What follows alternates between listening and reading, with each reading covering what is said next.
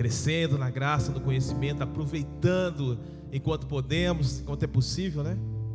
Todos aqui já? Vamos orar pela sua oferta, pela minha oferta, para que Deus possa fazer milagres, porque é preciso milagres, né?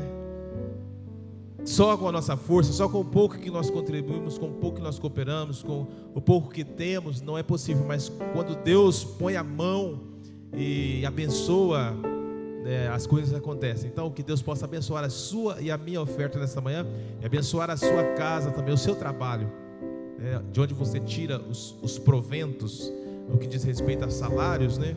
Seu trabalho, que Deus possa pôr a mão sobre a vida dos seus empregadores, dos nossos empregadores, dos seus negócios, né? Tudo que você faz para se sustentar, que Deus possa pôr a mão dele e te fazer mais do que vencedor, mais do que vitorioso. Amém, igreja? Deus querido, Deus maravilhoso, Deus bendito, teu povo se encontra na tua doce presença na manhã deste dia, Senhor. Acima de tudo para louvá-lo, acima de tudo para glorificá-lo, Senhor. As nossas vidas, Pai querido, são para teu louvor, são para a tua glória, Senhor. E nós estamos aqui antes de tudo e acima de tudo porque queremos estar perto do Rei dos Reis, estar reunidos em família diante do Senhor dos Senhores. Receba toda a oração, todo o louvor nesta manhã, Senhor. Nós também queremos te louvar com as nossas ofertas financeiras, com os nossos dízimos, Senhor, com aquilo que o Senhor tem nos abençoado. Nós queremos contribuir e abençoar, Pai querido, a igreja, Senhor Jesus, e que o Senhor nos ajude, Pai querido, a ter prazer, Senhor meu Deus, a encontrar a alegria de ser um contribuinte financeiro para a tua causa, Senhor Jesus, para que a igreja continue, Pai querido, fazendo o que tem de ser feito em prol dos corações não alcançados, para que os missionários sigam em frente no propósito, Senhor, para que os pastores continuem avançando, liderando, conduzindo os rebanhos, Senhor Jesus. Nós sabemos que cada crente, cada varão, cada varoa, cada servo, cada serva que contribui é um pedaço importante, Pai querido, desse processo de evolução da tua igreja. Que nós possamos entender isso e abraçar essa causa, Senhor, e contribuir com os nossos corações. Nós também pedimos a Ti, Senhor, que continue sendo esse Deus maravilhoso que és, nos abençoando, Pai querido, sendo nosso mantenedor em todos os aspectos da nossa vida, até na questão financeira. Sabemos que tudo provém das Tuas mãos, Senhor. Que o Senhor continue nos abençoando. É o que te pedimos e te agradecemos, Jesus. Amém, Senhor. Amém, Jesus. Eu quero estar perto de Ti, Senhor, do Teu amor, sem tristeza ou dor. Eu quero ouvir vozes de anjos no céu, cantando a Ti.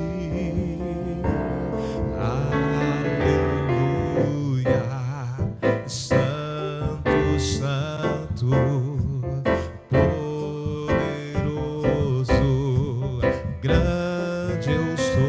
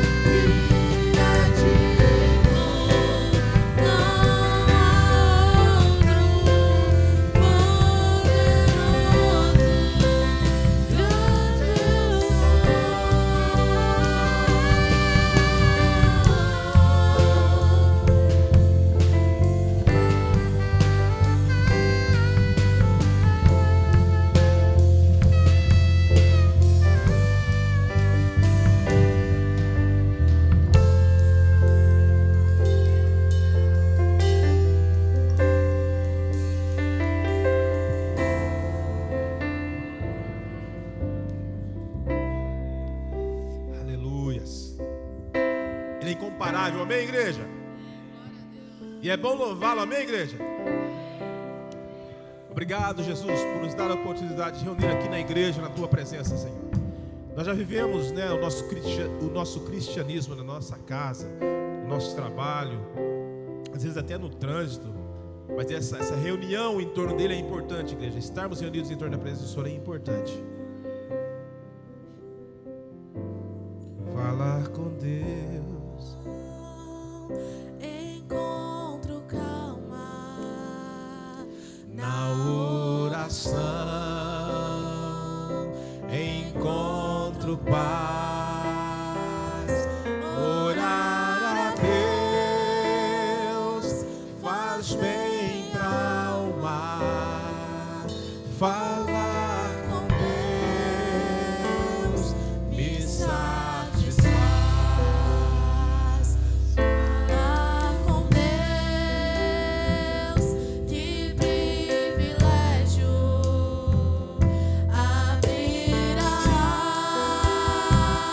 alma ao Criador, sentir que os céus estão abertos e ouvir a voz do Salvador. Grande é o nosso Deus, e as obras que Ele faz no teu amor não tem limites, em seu perdão encontro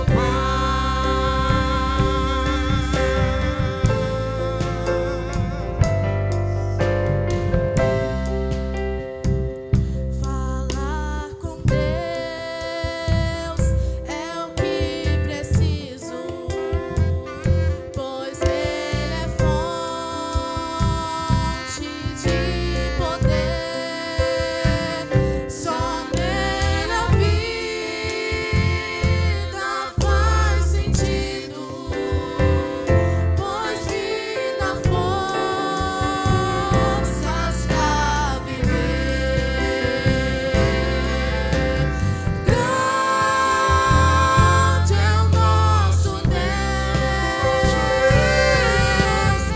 e as obras que Ele faz no seu amor não tem limites, em seu perdão encontro paz.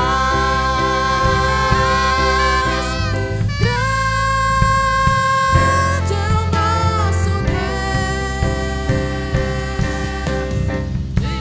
e as obras que Ele faz no seu amor não tem limites, em seu perdão encontro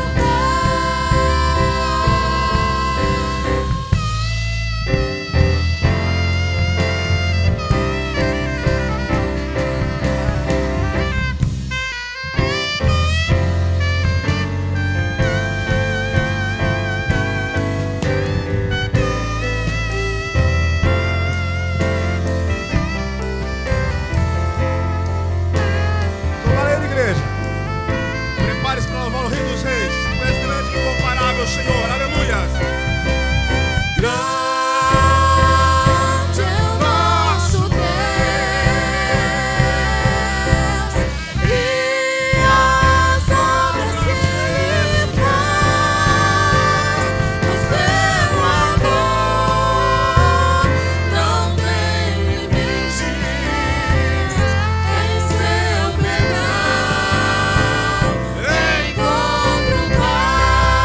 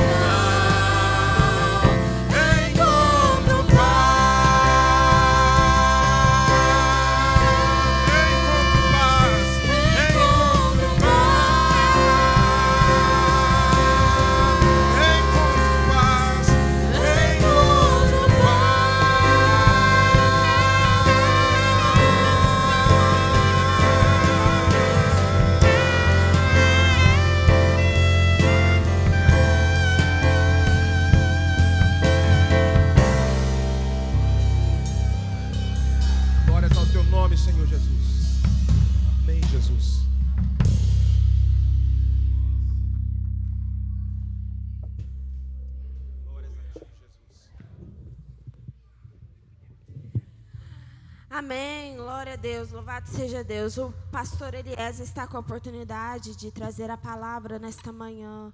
Que Deus possa usar a vida dele e alimentar a igreja, para que nossa fé possa ser cada vez mais fortalecida até que Cristo venha.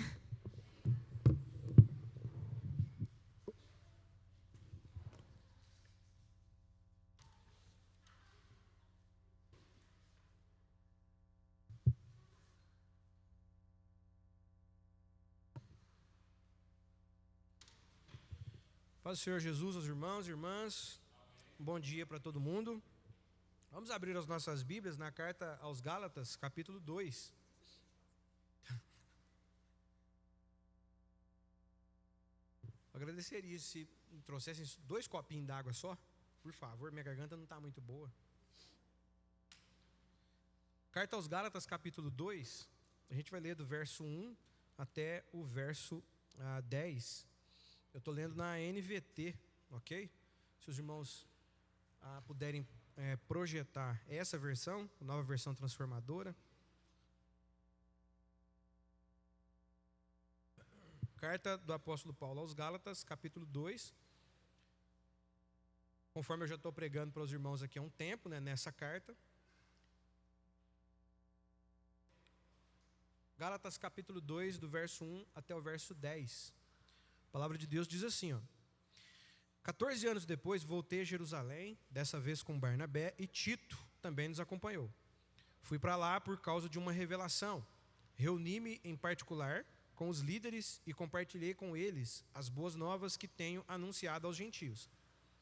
Queria me certificar de que estávamos de acordo, pois temia que meus esforços anteriores e presentes fossem considerados inúteis.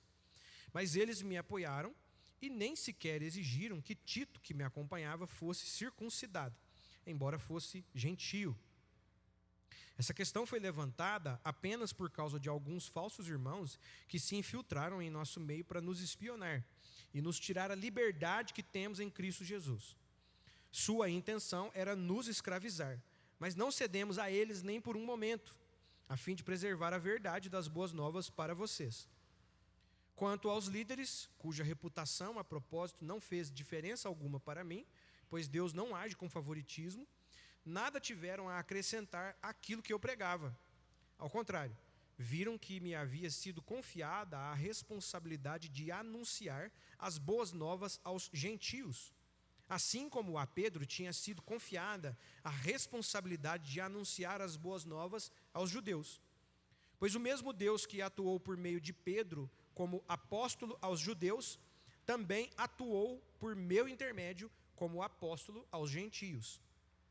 De fato, Tiago, Pedro e João, tidos como colunas, reconheceram a graça que me foi dada e aceitaram Barnabé e a mim como seus colaboradores. Eles nos incentivaram a dar continuidade à pregação aos gentios, enquanto eles prosseguiriam no trabalho com os judeus. Sua única sugestão foi que continuássemos a ajudar os pobres, o que sempre fiz com dedicação. Vamos orar?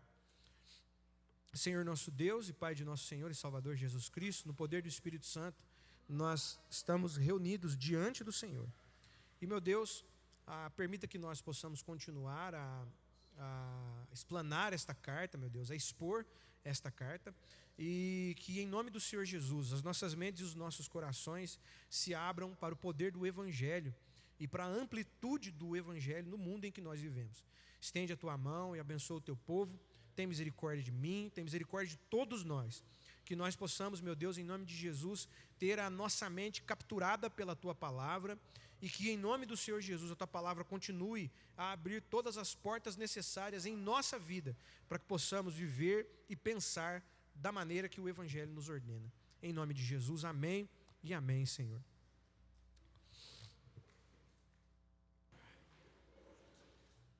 Tá bem, obrigado. Deixar passar um tempo. Obrigado.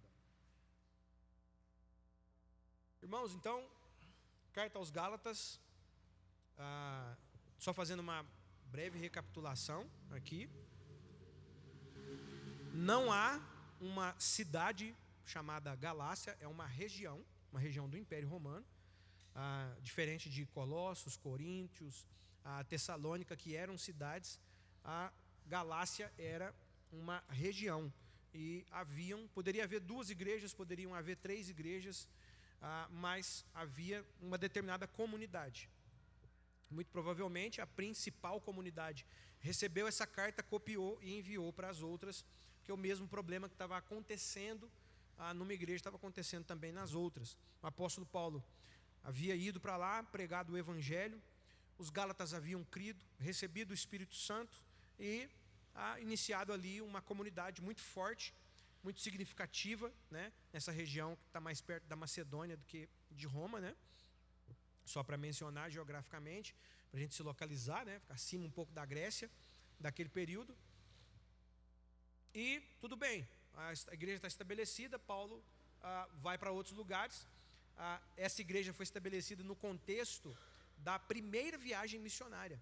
Primeira viagem missionária que se inicia lá, se eu não estou enganado, Atos capítulo 13, você vai ver lá que está Paulo, Barnabé, Manaém, Lúcio de Cirene, ou Simão de Cirene, um dos dois, o que ajudou Jesus a carregar a cruz.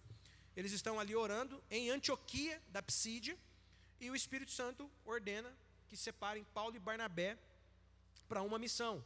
Muito provavelmente, essa deve ter sido a revelação a que Paulo se refere aqui para ele ter que ir para Jerusalém.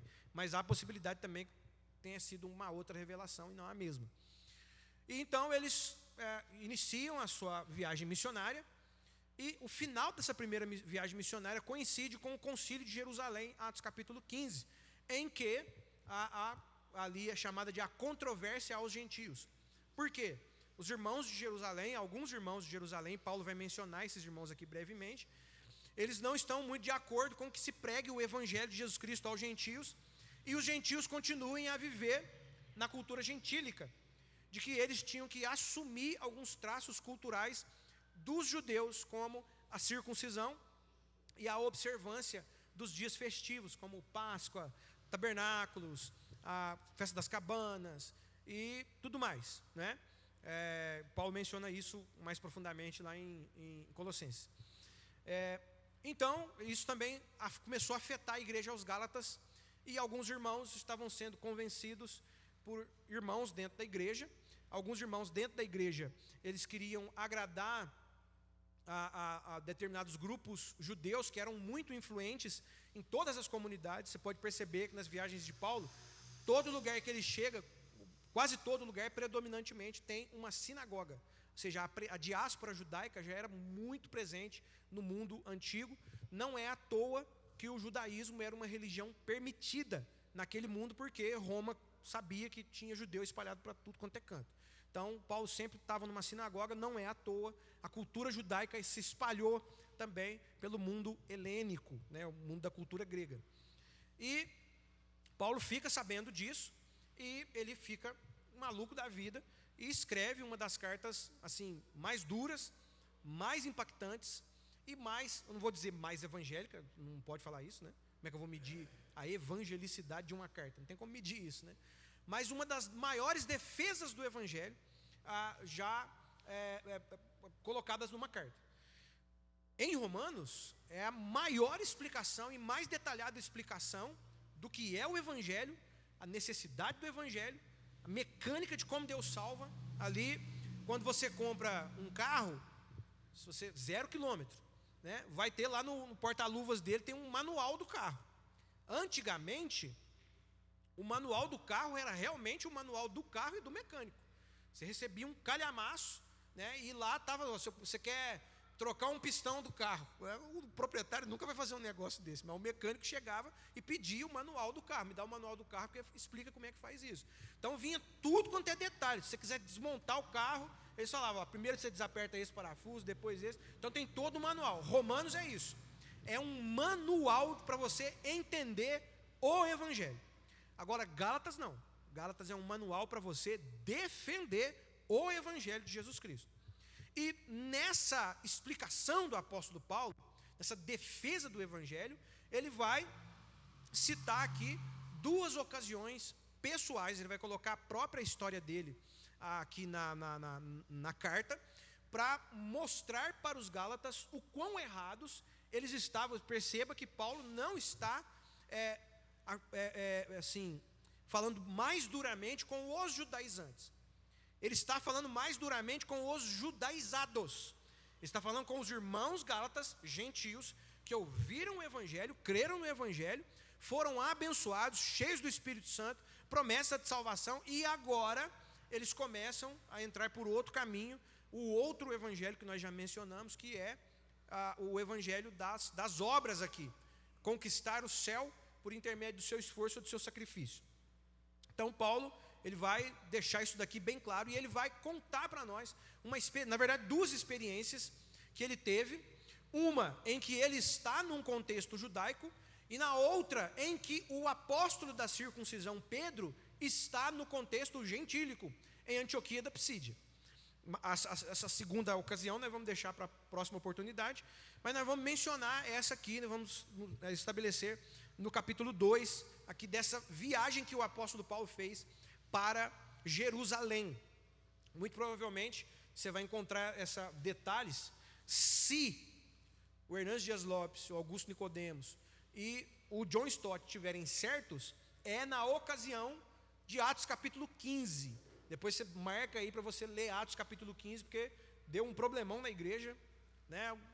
Paulo cantou lá, o pessoal, não, porque tem que circuncidar esse povo e tal, e aí Paulo defendendo veementemente, não tem que circuncidar nada, e Deus é Deus dos gentios, e Pedro já tinha passado pela experiência, só que Pedro não está conseguindo muito negociar essa questão. A gente vai entender lá depois, você lê do verso 11 para frente, Paulo vai denunciar aqui um comportamento hipócrita, né, do apóstolo Pedro.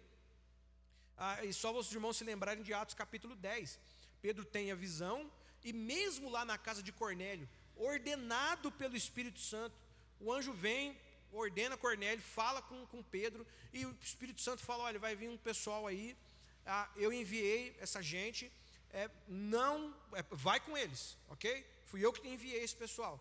Ele está na casa lá de Simão, o curtidor de couros. Quando ele tem a visão, o pessoal bate a porta no outro dia pela manhã, olha, nós fomos enviados por Cornélio, ele é um centurião romano e tudo mais. Ele teve uma visão de um anjo que falou para ele vir aqui chamar Simão Pedro, e que esse Simão Pedro deveria nos acompanhar. E aí Pedro estava sabendo de tudo e acompanha. Chega lá dentro da casa de Cornélio, Pedro fala assim, vocês sabem que não é permitido que um judeu entre na casa de um gentio. Essa proibição não vinha da lei, ok?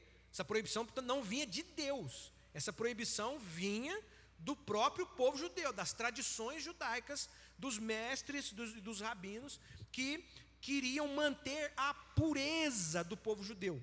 Porque o povo judeu já tinha experimentado muitos problemas na época do domínio grego, principalmente depois que Alexandre o Grande morreu. Antíoco Epifânio ficou com a porção responsável. O império foi dividido em 4 partes iguais, e uma dessas partes, onde estava Israel, ficou com Antíoco Epifânio. E a cultura grega se expandiu para dentro de Israel e se misturou com a fé judaica. É daí que vem, por exemplo, os saduceus. A teologia dos saduceus é uma mistura de filosofia grega e a lei mosaica. E depois do surgimento dos saduceus é que vieram os fariseus. Qual que é o propósito dos fariseus? É manter a pureza da lei. Então nós temos que criar leis em volta da lei para proteger a lei, para a gente obedecer a lei e a gente não ir para o exílio de novo. Porque eles não têm a sensação de que estão fora do exílio. A terra deles é invadida depois. Eles se mantêm submissos ao governo da Média e da Pérsia, e depois se mantêm submissos ao governo de Alexandre, depois se mantêm submissos ao governo de Roma, e depois são expulsos dali por Roma em 110 depois de Cristo. Então, eles não têm a noção de que eles voltaram do exílio. Eles até hoje ainda têm a noção, por isso que tem o sionismo hoje, de que eles ainda estão exilados, de que eles não receberam completamente ainda a promessa da terra, não foi cumprida. Então, o apóstolo Pedro, ele não, como um bom judeu do primeiro século, ele não se mistura com essa gentalha. Dona Florinda, não posso comer na casa de gentios, não posso estar aqui. Eu só estou aqui porque Deus me mandou, porque eu mesmo não queria estar aqui. Basicamente é isso que ele fala em Cornélio. lá na casa de Cornélio. E aí falando, pregando sobre Jesus, o Espírito Santo é derramado sobre os gentios pela primeira vez. Os gentios são batizados, falam em novas línguas. E aí o apóstolo Pedro fala: olha, está acontecendo com eles a mesma coisa que aconteceu conosco no princípio. Então Deus aceitou também os gentios na fé. Só que ele não teve o clique final. Esse clique final, quem teve foi o apóstolo Paulo. O apóstolo Pedro entendeu o evangelho, é crente. Só que o apóstolo Pedro ainda tinha um problema que o apóstolo Paulo já tinha resolvido no coração dele. É o quê? O apóstolo Paulo entendeu a ideia mais preciosa da teologia da salvação: justificação pela fé. O fato de você ser completamente perdoado dos seus pecados, colocado na família de Deus, endereçado a Deus e ao céu e à vida eterna por ter fé em Jesus, não pelo teu bom comportamento. Aí o apóstolo Paulo, ele vai explicar isso em Romanos, dizendo: onde é que está então a lei da vanglória? Onde é que está então o bater no peito? Eu mereci isso. Foi eliminado. E eliminado por quem? Jesus Cristo morto na cruz do Calvário. E agora o que ele está vendo? Ele está vendo os Gálatas irem para uma mentalidade judaica. Não tem problema você ser judeu, que é a sua pátria, é a sua história. Abraão de fato existiu, Isaac existiu, o pessoal atravessou o mar mesmo, Deus fez milagres, celebraram a Páscoa, inauguraram o templo, Deus fez fumaça, aquele negócio todo, milagre, matou gigante e cobra, aquele negócio todo tem uma história. Não tem problema você ser judeu. O problema é você achar que precisa ser judeu para ir para o céu, para receber as promessas da justificação pela fé. E aí o apóstolo Paulo, ele conta para a gente essa história. 14 anos depois, depois que ele começou a sua jornada de conversão, ele volta a Jerusalém com Barnabé e Tito. Barnabé nós já conhecemos, é judeu também, é um grande entre os apóstolos ali. Há uma turma grande que são considerados colunas da igreja. Só que Barnabé e Paulo, por que Paulo ele não está no contexto judaico? Porque o contexto judaico não está recebendo bem ele. Então ele parte para o contexto gentílico. Está relatado para a gente lá em Atos. Toda vez que ele chega numa sinagoga, ele chega, dá problema. Chega outra sinagoga, dá problema de novo. Chega outra sinagoga, dá problema. Um pessoalzinho aceita, o restante não quer saber dele. Vamos jejuar até te matar, né? Isso é um problema meio complicado, né? Se a pessoa chegar, eu não vou comer enquanto eu não te matar, ela está com bastante raiva de você. E aí o que acontece? Chega uma altura que o apóstolo fala: cansei. Não, morrer para lá com esse povo. Ele pega e ele faz exatamente aquilo que Jesus fala lá na grande comissão. Na grande comissão não, na missão dos 70. Se vocês não forem bem recebidos, sacudam o pó das roupas de vocês e dos pés de vocês, batam ali, sacudam contra aquela cidade. E aí o apóstolo Paulo faz exatamente isso. Pega as vestes dele, começa a sacudir. Eu estou com nojo até do pó de vocês. Vou para os gentios. Ele fala isso em Atos dos Apóstolos. Lucas registra. E a primeira cidade que ele vai é Atenas. Ele chega lá em Atenas e tem aquele famoso sermão lá de Atos capítulo 19, né? E Paulo agora começa a pregar aos gentios. Só que isso causou problema. Lá em Jerusalém, quando ele não precisa voltar para Jerusalém para ele relatar o que está acontecendo, ele volta para lá porque é costume judaico mesmo, está ali nas festas e tudo mais. Paulo já havia entendido, não tem problema participar da festa. O problema é eu achar que eu tenho que ser judeu para eu ser salvo. Está resolvido isso no coração dele, mas no coração da liderança judaica não está. Ele vai para Jerusalém por causa de uma revelação, pode ser uma outra revelação, né, diferente da de Atos capítulo 13, junto com Barnabé e Tito é grego, ele não é judeu. E agora isso é perigoso. Por quê? Porque os judeus não se misturam com os gentios, certo? Mas também nós não aceitamos muito bem um gentio aqui no nosso meio. Esse pessoal é mais sujo que cachorro. Esse pessoal não segue a lei. Se os judeus de Jerusalém tinham nojo dos próprios judeus galileus, que eram judeus, mas eles eram considerados meio que da roça, né? Não tem problema nenhum ser da roça, viu, irmãos? Eu sou da roça, ok? Minha família nasceu, nós morávamos num contexto rural. Minha mãe me ganhou aqui no Bom Pastor. No Bom Pastor. Mas eu só nasci aqui. Nasci a morar na roça, ok? É uma família de capinadores, uma tradição de capinadores e apanhadores de café bem eficazes. Mas assim, só para os irmãos entenderem, porque antigamente o pessoal falava, você é da roça. O que significa você é da roça? Você é muito simples, você é meio bobão, você é menos, né? Então, os judeus de Jerusalém consideravam os galileus, que eram judeus, da roça. O que é que eles não iam achar de gentios? O próprio Senhor Jesus disse isso, era um contexto deles. Falou, não é lícito. É óbvio que Jesus não está falando isso com maldade no coração, mas não é lícito eu pegar o pão dos filhos e lançá-lo aos cachorrinhos. Você tem um contexto aí para isso. A mulher não surpreende Jesus, porque ninguém surpreende Jesus, ok? Jesus tem olho em tudo quanto é canto, você não pega ele de surpresa, mas ela pega de surpresa o pessoal. Mas se o Senhor, até os cachorrinhos comem da mesa, que cai, do pão que cai da mesa dos seus donos, grande é a tua fé. Vai em paz, que a menina dela estava toda endemoniada e ela é curada. Aí o que acontece? Eles vão, tem um gentio ali no meio, e Paulo está relatando essa viagem, acompanha comigo. Fui para lá por causa de uma revelação, capítulo 2, verso 2. Reuni-me em particulares com os líderes e compartilhei com eles as boas novas que tenho anunciado aos gentios. Não sabemos se a revelação era para resolver algum outro problema, e ele aproveitou para se reunir com os líderes, ou se a revelação era para ele ter uma conversa com esse pessoal. Porque Paulo tem revelação e nunca é favorável, né? Queria me certificar de que estávamos de acordo, pois temia que meus esforços anteriores e presentes fossem considerados inúteis. Guarda esse negócio aí. Que os meus esforços anteriores e presentes fossem considerados inúteis. Mas eles me apoiaram e nem sequer exigiram que Tito, que me acompanhava, fosse circuncidado, embora fosse gentil. Qual que é o foco do argumento de Paulo aqui?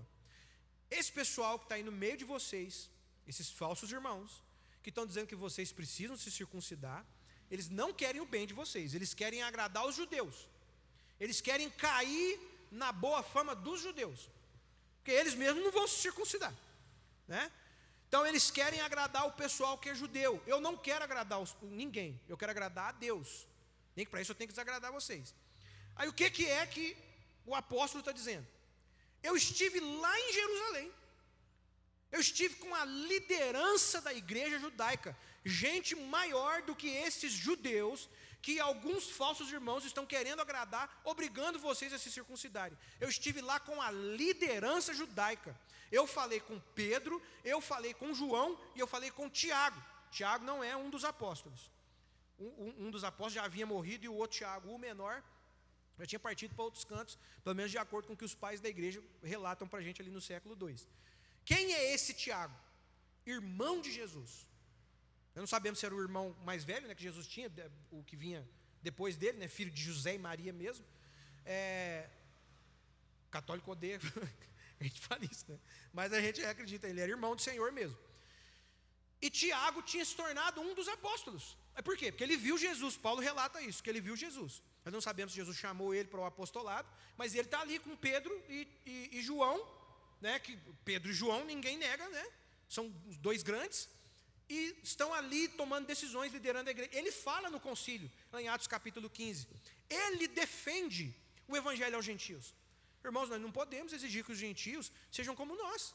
Vamos escrever uma carta para eles aqui, falar para eles se absterem da prostituição, do sangue, da carne com sangue e da idolatria. O resto está ok, né? Eles têm que crer no evangelho e viver a vida deles. É esse Tiago que fala isso. Ele cita lá, né, levantaria o tabernáculo caído da casa de Davi e tudo mais. Então, qual que é o argumento de Paulo? Eu estive lá no núcleo da liderança judaica, a quem esses judeus aí devem submissão, e Tito estava comigo e não foi exigido pela liderança do núcleo judaico da igreja que ele fosse circuncidado. Esse é o ponto. Eu estive lá no miolo, onde Jesus morreu e ressuscitou, e Tito não exigiu-se que Tito tenha sido circuncidado. Mas qual que é o meu ponto aqui? O foco do apóstolo Paulo é esse. O meu ponto é isso aqui que ele fala, que isso aqui me pega. Queria me certificar de que estávamos de acordo, pois temia que meus esforços anteriores e presentes fossem considerados inúteis. Que esforços? O fato de eu ter pregado o evangelho aos gentios e os apóstolos chegarem, não, você está errado, não pode. Isso aí que você está pregando é uma ideia subversiva, isso aí não é o evangelho do Senhor. Ele estava temendo que ele estava pregando errado. Ele estava temendo que o comportamento dele no meio dos judeus fossem errados, mas a igreja deu a aprovação. Por quê? Por que ele estabelece isso? Que é um negócio que você precisa ter na tua vida. O nosso trabalho é um trabalho evangélico. Nós estamos deixando um legado para trás. Nós estamos fazendo alguma coisa e isso conta, por mais que você não se lembre, Deus se lembra. Não é o próprio apóstolo Paulo lá em 1 de Coríntios que diz assim, nenhum trabalho no Senhor é em vão, Deus guarda. Deus se lembra das coisas que a gente faz para a glória dele. Deus se lembra dos sacrifícios, Deus se lembra de quantas vezes nós abrimos as nossas casas para receber o Evangelho, Deus se lembra de quantas vezes nós nos deslocamos das nossas casas para ensinar o Evangelho para novo convertido. Deus se lembra de quantas vezes nós tivemos que passar por muitas coisas por causa do Evangelho. Então há um esforço aí por parte da igreja para que o Evangelho continue. Não de que o Evangelho precise do nosso esforço para subsistir. É o contrário, é o Evangelho que nos dá poder. O Evangelho é que nos dá força, mas há um trabalho sendo feito aí por nós, tem uma carga aí que está sendo suportada por nós. E se for em vão? Se a gente estiver trabalhando em vão, poxa vida, a gente está perdendo muito tempo, é muito tempo perdido, se a gente está investindo a nossa vida em algo que está errado, não é mesmo? Eu me lembro de uma moça uma vez, o marido dela, questão de divórcio e tudo mais, mas o marido não era da igreja, aí o marido separou dela. Pastor, ele está querendo separar de mim e tudo mais. E o que eu faço? Minha irmã, amarra ele aí, ou então deixa ele ir, é o único jeito, não tem outra condição, não tem o que fazer. A pessoa não quer mais, ela não quer. Ué. O que eu vou fazer da minha vida? Eu vou continuar vivendo, a igreja está aqui, nós estamos aqui, né? Não dá uma de louca e vai querer arrumar um casamento de uma hora para outra, não é assim que as coisas funcionam e tudo mais. Falei assim, pastor, mas foram 15 anos da minha vida jogados fora. E eu fiquei sem argumento, eu falei, rapaz, 15 anos não é 15 dias, né? Não é um negócio assim que parece que a maior tristeza dela era a sensação de que não contou para nada, né? 15 anos de companheirismo, 20 anos, eu fiquei sabendo de um amigo meu me contou, 40 anos, a mulher chegou e falou, não quero mais, e deixou o cara lá, fui criado e tudo, passaram por tudo, depois que o último filho saiu fora, não quero mais. Vou viver minha vida aqui, soltar a franga mesmo e pronto. E foi, rapaz. Eu falei, rapaz, imagina a cabeça desse cara, 40 anos do lado daquela mulher. A mulher fala, não quero mais. Isso pode acontecer. Não pode? Sim ou não? Claro que pode. Queremos que aconteça? Não queremos que aconteça, mas pode acontecer. Essa sensação de vazio, de você ter feito as coisas em vão. Não é mesmo? Você vai num lugar, você espera ver lá o show de um artista que você gosta muito. Aí o artista não vai porque está doente. E já pagou o ingresso, ninguém vai devolver dinheiro mais. É a sensação do tempo perdido, meus irmãos. Sensação de tempo perdido, né? Você investe tanto tempo, dinheiro na educação do seu filho, aí seu filho vai e vira um traficante. Meu Deus do céu, tanto tempo. A gente não é uma possibilidade na nossa vida. O apóstolo Paulo diz, a vida evangélica ela não escapa a isso. Ela não escapa a isso. E todo o tempo que você investiu em oração, todo o tempo que você investiu em jejum, todo o tempo que você investiu em leitura bíblica, se isso não for para nada, os nossos esforços estão em vão. Nós estamos trabalhando. Isso aqui conta como trabalho diante de Deus. A vida evangélica e a defesa do evangelho conta como trabalho. E não pode ser em vão de maneira nenhuma.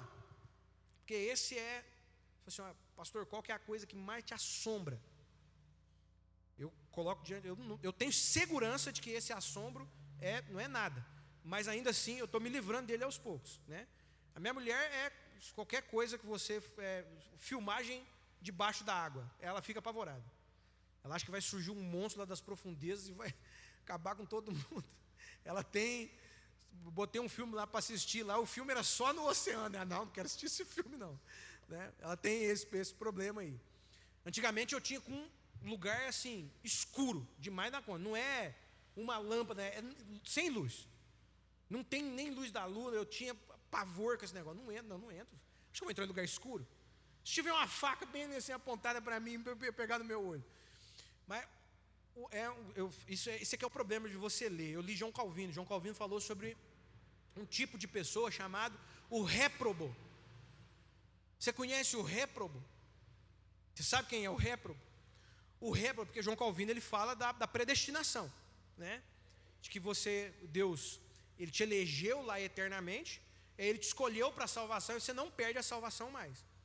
Só que ele fala, o pessoal pergunta para ele, tem muita gente muito irmão que é falso irmão, ele pega o termo bíblico. E aí essa pessoa, ela vai servir a Deus a vida inteira, mas chegar no final, Jesus vai falar para ela, você é reprovado. Eu não te conheço, mas Senhor, quando é que nós te vimos com fome, com sede, nu, na prisão? Toda vez que vocês falharam. Esse é o réprobo. Ele serve a Deus a vida inteira, aí chega no final, Deus fala assim, não, você não é da minha galera, teu nome não está aqui.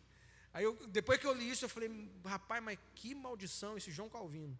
Miserável, rapaz. É por isso que tem que ler Jacó Armínio mesmo, né? Porque esse é um terrível medo que apavorou meu coração por muitos anos. Eu falei, Senhor, e se eu tiver aqui? Eu estou pregando, Senhor. Né? Eu fui pastor há muito tempo, né? Agora eu estou como presbítero na igreja. Aí chega no final, entra todo mundo, entra o ladrão da cruz, e eu não entro? Não, rapaz, você vai, pelo amor de Deus, tem misericórdia de mim. Esse era um grande medo meu. Então me liberta, né? Comamos e bebamos e amanhã morreremos, me deixa livre, né? Me deixa ir e curtir o mundo então, porque não faz isso comigo não. Se não for verdade esse negócio, que eu sei que o senhor pode ser, Deus é verdadeiro, Jesus ressuscitou e você fica nessa a vida inteira, mas só que você é réprobo. Não é aquele negócio do convencido e do convertido, isso aí é figurinha de Copa do Mundo, é o réprobo. Ele ora, ele chora, ele vem para a igreja, ele dá dízimo a vida inteira, olha quanto dinheiro poderia ter sido economizado. Chega no final, Deus fala, não te conheço. Rapaz, está complicado, você está do lado de cá da força, né? Melhor ir para o lado arminiano mesmo do negócio. Aí o que acontece? O nosso esforço, você tem que prestar atenção no seu esforço, no seu trabalho. Você já recebeu o céu, ok? Que fique bem estabelecido aqui. Você creu em Jesus para a vida eterna, você foi transformado, você virou de perdido para salvo, você está salvo. E aí o processo de santificação é resultado disso. Agora você tem que trabalhar. Você tem que trabalhar. O apóstolo Paulo fala isso. Olha, nós temos que passar ainda por muito trabalho, tribulação, dor, angústia, até chegar ao reino de Deus. Não vai ser fácil, não, irmão. É trabalho duro mesmo para o reino de Deus conseguir chegar lá em frente.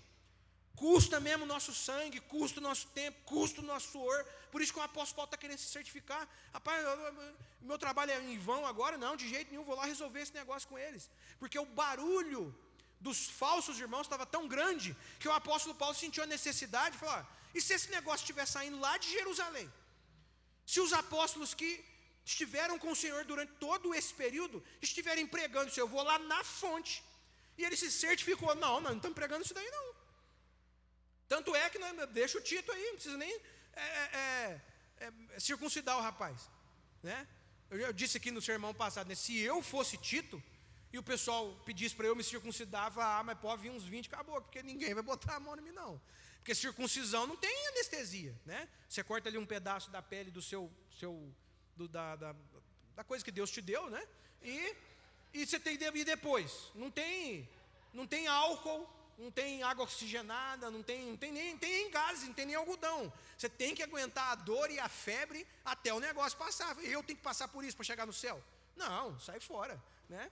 Crucificado, beleza, né? Alvejado por flecha, tranquilo, mas circuncidado não. Então, tranquilo. Essa é a primeira parte. Então, meus irmãos, existe um trabalho você está trabalhando. Você tem que trabalhar, né? O teu trabalho lá é trabalho de Deus. Você tem que ser um bom empregado. Você é marido, você tem que ser bom, você tem que cuidar das coisas que Deus te deu. Isso não é óbvio, você não precisa de palestra para casal para saber que você tem que ser um bom marido. Não, nós precisamos aqui de palestra para casal porque nós estamos com uns problemas. Nós estamos com um problema porque não lê as escrituras, né? Eu não preciso que ninguém me diga que eu tenho que ser um bom marido. Eu já sei que eu tenho que ser. Que uma esposa é uma boa coisa, um marido é uma boa coisa, filhos são boas coisas, os carros que nós temos são boas coisas, por mais simples que sejam, as casas que nós temos com muito sacrifício, você tem que cuidar das coisas que Deus te deu, isso é trabalho para a glória de Deus, que o Evangelho deu para a gente. Então esse é o meu primeiro ponto. Nosso trabalho precisa contar, precisa valer. Você não está trabalhando em vão. A vida que você está vivendo não será desperdiçada, ok? O meu medo não é o medo de vocês, amém? As minhas inseguranças já se foram. A gente tem que entender a segurança do Evangelho. Segundo ponto. Agora o apóstolo Paulo, ele começa a ficar meio... dá os nomes, né? Ele não dá o nome aqui, mas quem leu a carta sabe quem foi. Essa questão de circuncidar Tito, né, foi levantada apenas por causa de alguns falsos irmãos que se infiltraram. A linguagem aqui, eu acho isso muito engraçado. Falsos irmãos se infiltrando no meio da igreja, como se chegasse o irmão e ficasse ali assim, ó. Deixa eu pegar aqui o pessoal, eu vou causar problema aqui. Estou aqui como um falso irmão, né? Que se infiltraram em nosso meio, mas olha só como é que é danoso. Se infiltraram em nosso meio para nos espionar e nos tirar a liberdade que temos em Cristo Jesus. Sua intenção, olha a quantidade da revelação aqui. Sua intenção era nos escravizar, mas não cedemos a eles nem por um momento, a fim de preservar a verdade das boas novas para vocês. Então, a liderança da igreja não exigiu. Pedro, Tiago e João não exigiram que Tito se circuncidasse. Não, nós estamos pregando exatamente o mesmo evangelho. Mas nós já somos judeus, nós já somos circuncidados. O que você quer que a gente faça? Não dá para descircuncidar-se. Então, Deus abriu dois ministérios. Paulo para os gentios e a equipe dele, e Pedro e a equipe dele para os judeus. João, mais tarde, vai virar líder das duas igrejas. João é o único que sobrevive. No Apocalipse é judeus e gentios misturados. A carta é às 7 igrejas da Ásia, mas João saiu de onde? Jerusalém, certo? Então, enquanto eles estavam ali reunidos, enquanto Paulo estava ali junto com os líderes reunidos, começou a ter um burburinho. E esse rapaz aí, quem que é esse rapaz? É Tito. Ele é judeu? Não. Ele foi circuncidado? Não, então precisa circuncidar. Aí a conversa chega no ouvido do apóstolo Paulo. O que foi? O pessoal está falando aí que tem que circuncidar Tito, porque Tito é grego. Não vai circuncidar ele não. Tito nem sabe o que está acontecendo. O que falar para eu fazer, eu estou fazendo aqui, né? Tito é o mesmo que mais tarde tem a carta para Tito. E aí o apóstolo Paulo, não vai circuncidar. Não, mas tem que circuncidar. Não vai. Não vai, pronto. E não circuncidaram Tito. Vocês estão querendo o quê? Escravizar a gente? Por que a circuncisão aqui, ela toma característica de escravizar? Porque Deus fez essa promessa aos judeus, marcou Abraão na pele dele, marcou Abraão no órgão responsável pelas bênçãos que Deus haveria de dar. Eu vou te dar um filho. Toda vez que Abraão olhasse para o órgão dele, ele se lembraria da promessa, por mais absurdo que isso pareça. Mas essa é a verdade da aliança. Deus faz uma aliança com ele e marca ele aonde ele tem problema. Quase 100 anos, não tem como ter filho, né? Nem para o homem, nem para a mulher. Por quê? Porque foi feito na promessa, é um milagre. Ele não poderia fazer nada. A justificação pela fé é um negócio desde muito antes do que a gente pensa. Porque ele não poderia fazer nada, ele não poderia ter um filho por ele mesmo. Ele tem um filho ali com uma outra mulher mais nova, ok, só que não é o filho da promessa. Aí o que acontece? Agora, o apóstolo Paulo explica, o judeu não é quem é judeu de nascimento e circuncidado.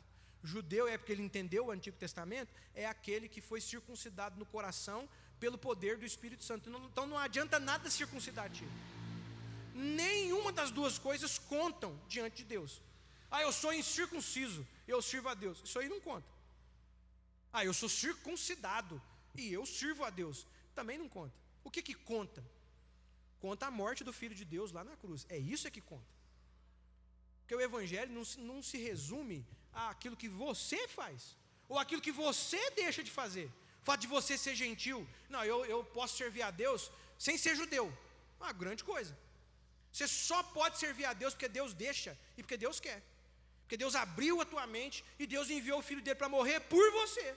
Porque tanto judeus como gentios, está todo mundo perdido. É a tese dele em Romanos. Então o apóstolo Paulo, ele está dizendo aqui, tem gente no meio da igreja que quer tirar a liberdade uns dos outros. Primeira coisa que a gente entende aqui é que a gente precisa defender, isso é que é muito triste, a gente precisa defender o evangelho até mesmo dentro da igreja. Você precisa defender o evangelho contra falsos irmãos. . 。 . 。 . 。 . . . . . . . . . . . . . . . . . . . . . . . . . . . . . . . . . . . . . . . . . . . . . . . . . . . . . .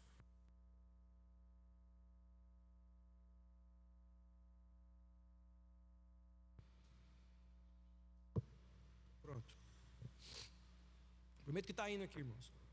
Esses falsos irmãos estão infiltrados dentro da igreja. O apóstolo, se você ler a segunda carta de Pedro e a carta de Judas, já é uma denúncia grave que o apóstolo Pedro e Judas estão fazendo. Os falsos mestres, não são mais falsos irmãos, falsos mestres infiltrados dentro da igreja. Lá em Pedro e em Judas, eles estão infiltrados para levar o pessoal à lascívia, ao pecado. Aqui em Gálatas, eles estão infiltrados para quê? Para tirar a liberdade. Mas como é que eles podem receber a bênção de Deus e não foram circuncidados? Porque para você participar da aliança e ser povo de Deus, você tinha que ser circuncidado. Isso garantia que você era parte do povo de Deus. Agora o apóstolo Paulo começa a falar, não precisa mais. Como é que eu participo do povo de Deus então? Pela fé em Cristo Jesus, nosso Senhor e Salvador. Ele fala que em relação aos líderes, os líderes, a reputação a propósito não faz diferença para mim, pois Deus não age com favoritismo. Nada tiveram a acrescentar aquilo que eu pregava. O meu evangelho é da mesma qualidade que o evangelho deles. Portanto, esse pessoal que está aí perturbando vocês, falando que vocês têm que fazer isso para vocês serem salvos, eles estão redondamente errados, e vocês mais errados ainda por darem ouvidos para eles. Vocês têm que dar ouvidos para mim, que preguei e expus a Jesus diante de vocês. Então, ele fala da questão de que eles viram nessa reunião que Deus abriu duas portas, uma através de Paulo para os gentios, outra através de Pedro. Deus atuou por meio dos dois igualmente, por meio dos dois povos, e que eles tinham que continuar pregando o evangelho para os gentios e dar atenção para os pobres, né, que era a recomendação deles, que foi também a recomendação do Senhor Jesus. Mas aqui, o segundo ponto meu aqui, é a questão da defesa da liberdade do evangelho. A defesa da liberdade do evangelho. Por quê? Porque nós recebemos a pregação do evangelho, nós ouvimos o evangelho, cremos no evangelho, mas o evangelho é muito mais amplo do que aquilo que a gente pensa. Eu não estou dizendo que você tem que entender toda a plenitude do evangelho para você ser salvo. Você precisa crer que Jesus morreu e perdoou seus pecados, que Ele morreu por causa dos seus pecados agora estão perdoados por causa da sua fé nele, e que você pode viver tranquilamente, que você será salvo no poder do evangelho. Mas qual é a questão aqui? Paulo entendeu a amplitude do evangelho, e ele entendeu a amplitude do que significa viver de maneira evangélica. Você já pensou nisso? O que é viver de maneira evangélica? O que é viver como um evangelho? Às vezes nem os evangélicos entendem isso. Pode ser que você seja um evangélico que não entenda de fato a vida evangélica. Para você, o cristianismo é uma coletânea de regras de pode e não pode. E de que muita coisa que você acha que não pode, para mim também não pode. Não, você tem que se circuncidar. Não, você tem que se circuncidar, eu não. Não, mas tem que se circuncidar para ser abençoado. Isso é problema seu, isso não é problema meu. É igual um irmão uma vez, eu já dei esse exemplo, mas isso aconteceu mesmo comigo. Pastor, eu acho que crente não pode ter celular. Mas por que você acha que crente não pode ter celular? Por quê, pastor? Eu já tive muito problema com sites adultos. Os irmãos entendem quando a gente diz isso, né? Não estamos falando de apostas, ok? Sites adultos. Eu falei, meu irmão, mas assim, eu entendo, eu respeito, né? Estou aqui para te ajudar. Eu sei que é um problema grave mesmo, e eu agradeço muito pela sua confiança de você me falar isso, porque não é todo homem que tem essa coragem. E mulher menos ainda, tem menos coragem de admitir quando tem esse problema, que tem esse problema. Mas não é porque você tem esse problema que eu não posso ter celular, véio. Às vezes é um problema que você tem, mas eu não tenho esse problema. O meu problema pode ser outro, em outra área diferente da sua, mas eu não vou proibir que você faça as coisas que você não tem problema nessa área. Então esse é um mistério da vida evangélica. É que de fato pessoas podem estar dentro da mesma igreja, servir ao mesmo Senhor e Salvador, crerem em Jesus e vão para o céu todo mundo um dia. Só que alguns têm o que o apóstolo Paulo diz, o forte na fé e o fraco na fé. Eu exemplifico isso com a questão lá de Romanos, que é diferente da questão de 1 de Coríntios. Lá em Romanos, o apóstolo Paulo está tratando de um problema. Tem um grupo de irmãos que acha que não pode comer carne nenhuma. Por quê? Porque toda a carne ela pertencia ao dono, é óbvio, ela pertencia ao dono. E antes de ir para o mercado, ir para o açougueiro comprar e vender, ele não comprava diretamente do produtor.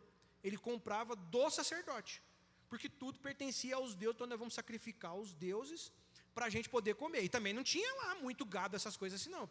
Não é que nem hoje não, viu, irmãos? Tudo quanto é açougue que você tem, chega lá, está cheio de carne. Antigamente, um boizinho, o boi era mais magrinho, tinha menos carne, não tem as coisas que tem hoje, né, para o boi ficar gordão, bonitão e tudo mais. O bezerro cevado, ele ficava ali anos, meses, na verdade, no mesmo lugar, comendo muita gordura e muita coisa, para ele dar uma engordadinha e o churrasco ser mais gostoso um pouquinho. O que acontecia? Alguns irmãos, crentes, falaram assim, não, mas se eu comer essa carne, eu estou participando do sacrifício aos ídolos. Outros irmãos falaram assim, mas peraí, mas o ídolo não existe. Eles estão sacrificando a ninguém. Essa carne pertence a Deus. Se Deus me deu a possibilidade de comprar, eu vou comprar e vou comer. E começou a ter esse problema dentro da igreja. Não pode comer, porque é errado. Aí os irmãos, não, claro que pode comer. E começou a ter problema dentro da igreja. Aí o apóstolo Paulo diz assim, gente, em primeiro lugar, todos nós sabemos, todos nós temos conhecimento. O ídolo nada é neste mundo. Os ídolos existem? Sim ou não? Zeus existe? Poseidon existe? Então para quem que eles estão sacrificando? Para ninguém. Lá em Corinto, o apóstolo Paulo fala, ó, eles estão sacrificando a demônios, mas porque o problema de Corinto era outro. É óbvio que Satanás está por trás da idolatria, mas o coração do humano é que está por trás da idolatria mesmo. Então o que o apóstolo Paulo diz? Olha, vamos fazer o seguinte, o irmão fraco na fé, ele acha que ele está participando. Então vamos fazer o seguinte, os fortes na fé, não come, gente. Eu vou abrir mão, não tem problema. Se eu chamar alguém que é fraco na fé aqui na minha casa, eu não vou fazer um churrasco. Eu vou fazer salada, vou fazer sobremesa, vou dar sorvete para ele e tudo mais. E se eu for na casa dele, eu não vou levar lá um salaminho, eu não vou levar uma linguiça, eu não vou levar um pacote de salsicha perdigão. Eu vou levar um pé de couve, um pé de alface, para não comer lá. Por quê? Porque eu não quero arrumar problema com o meu irmão. Porque o meu irmão, ele não está me servindo. Ele está servindo a Deus. Ele não tem que fazer o que eu acho certo. Ele tem que fazer o que Deus acha que é certo. E da mesma forma eu. Agora, lá na minha casa, eu estou tranquilo. O que eu não posso é fazer disso uma guerra entre eu e o outro irmão, por quem Cristo morreu. Porque se eu estou de pé, é quem que me mantém de pé? É Deus, é Cristo. Se eu estou caído, é quem que me deixa ali caído? Cristo. E Ele é poderoso para me levantar de volta. Então não é o meu irmão que vai me levantar. Só que os irmãos judeus não entenderam isso. Então, já pensou? Alguém exigir que você tem que cortar um pedaço do seu corpo para você ser salvo? Essa galera fazendo pressão? Tem que circuncidar teu filho. Tem que circuncidar você. Não, a questão não é essa. Ponto final aqui é que você precisa lutar pela vida evangélica. Talvez você tenha opiniões que elas estejam equivocadas, mas eu sei que você está fazendo o seu melhor para Deus. Eu sei que você quer agradar a Deus. Todos nós aqui queremos agradar a Deus. Talvez eu esteja mais certo do que você. Talvez você esteja mais certo do que eu. Mas o que não pode é eu cortar a sua liberdade. É eu tirar a sua liberdade. Porque se eu tiro a sua liberdade, o que eu faço? Eu escravizo você. Não pode ter celular. Crente nenhum pode ter celular e pode ter internet de banda larga. Não, meu irmão. Você está querendo escravizar a gente por causa do seu erro, por causa do seu problema, por causa do seu pecado. É diferente a estratégia aqui. Então, o que esse trecho nos ensina? Em primeiro lugar, guarde bem o teu trabalho. Tome conta do teu trabalho. Quem pôs a mão no arado, não pode mais olhar para trás. Amém? Isso é um evangelho apócrifo nosso. Tinha uma irmã falando assim, que não, isso aí está escrito na Bíblia. Tá, mas de forma diferente, meu irmão. Não está escrito exatamente isso. Não, pastor, mas não tem uma folha que cai, está escrito, sem Deus permitir. Não, essa é uma verdade bíblica, mas não está escrito dessa forma. Né? É um pseudepígrafe, né? É uma pós-revelação. Então, você pôs a mão no arado, meu irmão, você está trabalhando. Pastor, mas eu faço tão pouca coisa. A tua perspectiva, ela não importa. O que importa é a perspectiva de Deus. Você não é o apóstolo Paulo, mas você é você. Deus te deu esse contexto aí, para você lutar e trabalhar por Ele. E você vai chegar lá e falar, Senhor, eu não consegui trazer um navio cheio de ouro, como o apóstolo Paulo trouxe. Mas eu trouxe aqui essas 2 moedinhas de prata. Jesus aceita, porque é para Ele. É para Ele. Segundo é a questão da liberdade evangélica. Meu irmão, entre liberdade evangélica e pecado, há um mundo muito grande. Você tem que tomar cuidado com isso. O seu zelo é o seu zelo, o meu é o meu. Eu não estou fazendo nada errado que gere escândalo para o evangelho, você também não. Então, a gente não fica cuidando um da vida do outro. Nós cuidamos uns dos outros no contexto da igreja. Eu quero o melhor para você, eu oro por você, quero que você se fortaleça, mas eu não posso ficar tolhendo a sua liberdade, não pode fazer isso. Cuida do teu, meu irmão. Você está de pé para quem? Para Jesus. Jesus é Senhor nosso. Uma vez eu falei isso para o irmão, né? Foi meio delicado da minha parte, não devia ter falado não, mas só agora que eu estou pensando direito nisso. Eu falei assim, irmão, olha, isso daí não é problema meu, isso daí é um problema seu. Isso daí não é problema para mim. Se é um problema para o senhor, ok, eu respeito, mas não torne isso em problema para mim. Isso aí não é meu problema, não crie problema para minha cabeça. Eu já tenho os meus e eu não estou jogando problema para cima do senhor. Ah, pastor, mas nós não podemos fazer isso, senão a igreja vai perder o controle. Eu falei, que dia que nós tivemos o controle dela? Aí parou, pensou. É mesmo, né? É Jesus que controla a igreja. Eu falei, rapaz, mas como é que pode um negócio desse, não é mesmo? Então, meus irmãos, lembrem-se disso. Todo o trabalho que nós fazemos conta para o Senhor e ele não é em vão. E segundo, desfrute da liberdade que Cristo te deu. E me deixe desfrutar da liberdade que Cristo me deu. Jesus não me deu liberdade para pecar, mas Jesus me deu liberdade para fazer algumas coisas que Ele não deu para você. Para mim, Ele tirou algumas liberdades, você não pode. Mas o outro lá está fazendo, Ele pode. Você fica na tua. Tá bom, Senhor. Lembra de Pedro e João? João capítulo 21, ou capítulo 20. Capítulo 21. Pedro, olha, quando você se converter, você vem e você fortalece teus irmãos. Amém, Senhor? Beleza, pastorei o meu rebanho, pastorei meus cordeiros, beleza. Aí eles se levantam, e João? João é problema dele, Pedro. Toma conta da tua vida. Ok? Se eu quiser que ele fique aqui até a minha volta, ele vai ficar. Meu trato com João é outro diferente do teu. Né? E aí se espalhou a notícia de que João é eterno. Né? É o primeiro Highlander de todos, que ele não morreria jamais. Mas Jesus não disse isso. O que esse texto diz para a gente? E João está dizendo isso para a gente. Olha, Deus quer que todo mundo seja salvo, mas vai trilhar cada um por caminho diferente. Você vai passar por um caminho, eu vou passar por outro, mas todos nós vamos chegar ao reino de Deus, a Jerusalém celestial, a reunião de todos os primogênitos. Deus não tem filho caçula. A reunião de todos os primogênitos no céu, que vai ser muito mais impressionante do que o episódio onde o povo recebeu a lei e o monte tremia e saía fumaça. Todos nós diante do trono do Cordeiro, cada um com a sua história, cada um com a sua cultura, mas todos servos de Deus. Amém? Vamos orar, pedir água, não tomei nem um pouco de água. Vamos orar em nome do Senhor Jesus?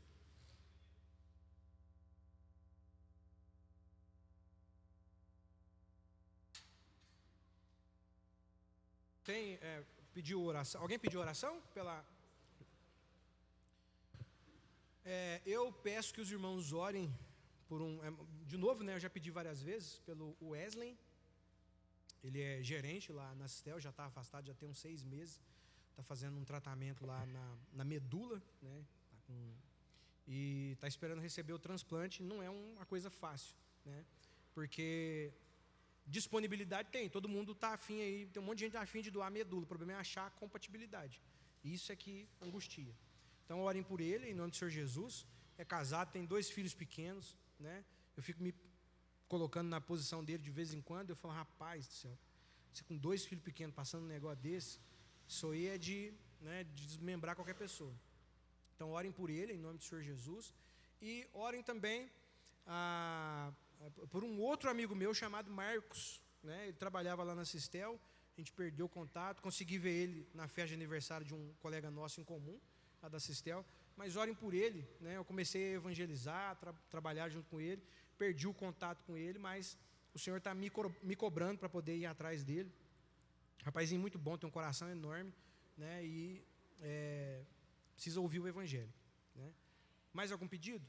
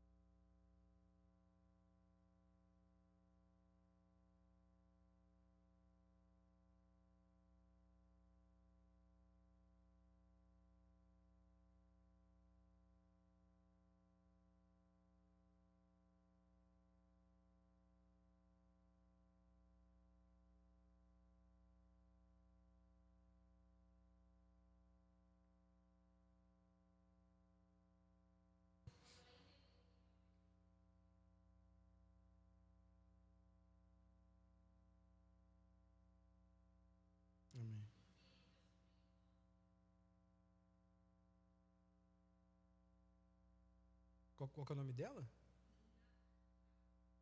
Nicole. Nicole Abraão.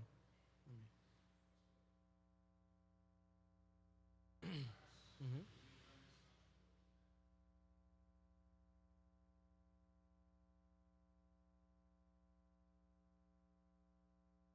Júlio César. Amém. Júlio César. Amém.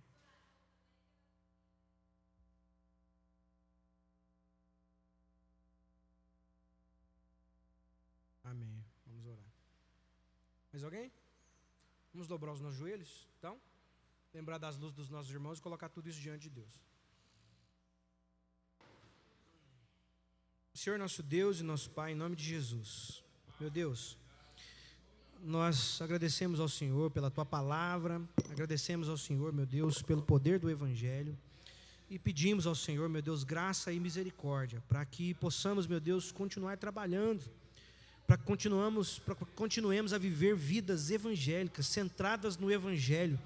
Meu Deus, vidas marcadas pela evangelicidade, pela centralidade da cruz, vidas em que o cuidado da casa é, meu Deus, trabalho, que o cuidado do casamento, cuidado com os filhos, é trabalho para a Tua glória, Senhor, em nome do Senhor Jesus, que nós possamos viver para a Tua glória, que o nosso trabalho, que o nosso esforço para expandir o reino de Deus, ainda que pequeno, ainda que seja receber um culto da igreja, ainda que seja dar um estudo bíblico pequeno, ainda que seja, meu Deus, pregar o Evangelho de forma rápida, porque a pessoa não tem tempo, meu Deus, que os nossos esforços, eles não sejam em vão, em nome do Senhor Jesus, porque trabalhamos para Ti com todo prazer, com todo amor, com todo zelo, com todo cuidado, e meu Deus, em nome do Senhor Jesus, muitas vezes nós não vemos, meu Deus, resultado. Às vezes trabalhamos por anos a fio e pensamos que foi à toa. Pensamos, meu Deus, em nome de Cristo Jesus, que foi sem motivo, que sem razão, que sofremos, que derramamos lágrimas. Mas, Senhor, no Senhor nenhum trabalho é em vão. O Senhor sabe todas as coisas, o Senhor sabe das dificuldades das mães aqui presentes, dos pais, dos filhos, das famílias. O Senhor sabe, meu Deus, em nome de Jesus, do zelo. O Senhor sabe, meu Pai, todas as coisas, e tudo Te é possível. Conforta o nosso coração, que nós possamos, meu Pai, sempre nos lembrar no poder do Teu Espírito Santo, que nós somos aprovados, estamos sendo cada vez mais transformados à imagem e semelhança de Jesus, nosso Senhor. Pedimos ao Senhor, meu Pai, em nome de Jesus, que nós não sejamos empecilho para a igreja, que nós, meu Deus, de maneira nenhuma nos coloquemos no meio do Teu povo como aqueles que escravizam, que tiram a liberdade dos irmãos, que tolhem, meu Deus, a liberdade que a cruz nos concedeu, a liberdade de viver, meu Deus, sem ser escravos do pecado, a liberdade de viver, meu Deus, sem ser, meu Deus, levados pelo pecado, sem fazer a vontade da nossa carne, mas sim fazer, assim obedecer a Tua palavra em santidade e em justiça. Meu Deus, ajuda a gente a ajudar os nossos irmãos, que nós não transformemos a vida dos nossos irmãos num inferno, que nós não transformemos a vida dos nossos irmãos em um pandemônio de acusações, de exigências, de pode e não pode. Estende a Tua mão sobre nós, para que possamos ser um povo liberto, um povo, meu Deus, livre, que Te adore em espírito e em verdade. Estende a Tua mão, meu Pai, sobre as amigas da Débora, que estarão fazendo cirurgia hoje, para retirada de útero. Estende a Tua mão, Senhor. Estende a Tua mão sobre a família da diaconisa Claudete, meu Pai. Estende a Tua mão sobre o Abraão e a Nicole. Concede graça, Senhor, em nome do Senhor Jesus. Estende a Tua mão, meu Pai, sobre José Carlos, que sofreu um acidente. Em nome do Senhor Jesus, esteja com aqueles que estão nos hospitais, lamentando, gritando de dor, sem poder, meu Deus, receber medicação. Estende a Tua mão sobre os médicos, meu Deus, que têm trabalhado duro. Há médicos honestos, há médicos e enfermeiros que têm se desdobrado, que têm feito além daquilo que podem, para sanar a dor das pessoas, para dar um pouco mais de conforto, para, meu Deus, em nome de Jesus, ajudar pessoas enlutadas, e o nosso sistema não colabora. Pedimos, meu Deus, a Tua ajuda sobre essa parcela da população que cuida de gente doente. Estende a Tua mão, meu Pai, sobre a Giovana. Abre uma porta de emprego, abre uma oportunidade como o Senhor abriu a outra, abre uma outra porta, meu Pai, em nome do Senhor Jesus. Derrama a tua graça sobre nossa vida, sobre o meu amigo Wesley, sobre o meu amigo Marcos, em nome do Senhor Jesus, que eu possa, meu Pai, participar do trabalho de conversão e do milagre que o Senhor quer fazer na vida deles, em nome do Senhor Jesus. Me inclui nesse trabalho, Senhor. Eu quero participar da tua obra de salvação na vida de muitas pessoas, em nome do Senhor Jesus. Concede graça e misericórdia a essa igreja, aqueles que estão sofrendo, aqueles que estão com dor, aqueles, meu Deus, que estão passando por muitas tribulações, meu Deus, que o Senhor dê força a eles para suportar, porque a nossa fé, quando passa por tribulações, elas funcionam como fogo que purifica o ouro. A nossa fé fica mais aprovada, mais pura e genuína, em nome do Senhor Jesus.